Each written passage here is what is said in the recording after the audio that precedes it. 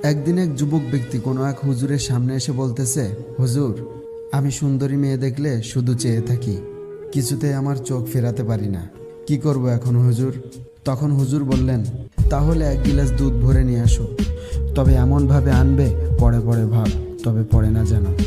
হুজুরের কথা মতো যুবক ছেলেটি বলল, আনছি হুজুর। তখন হুজুর আবারও বললেন, শোনো, এক গিলাস দুধ নিয়ে 1 কিলো যাবে এবং সেখান থেকে ফিরে আসবে, তবে তোমার সাথে লাঠিসহ একটি লোক থাকবে। যদি 1 ফোঁটা দুধ সেখান থেকে পড়ে তাহলে তোমাকে শাস্তি দেওয়া হবে। একথা শুনে যুবক ছেলেটি বলল, আচ্ছা হুজুর, ঠিক আছে।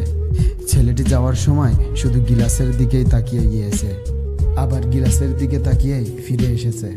ছেলেটি আর অন্য কোনো দিকে তাকায়নি। গিলাস থেকে দুধও 1 ফোঁটাও পড়েনি।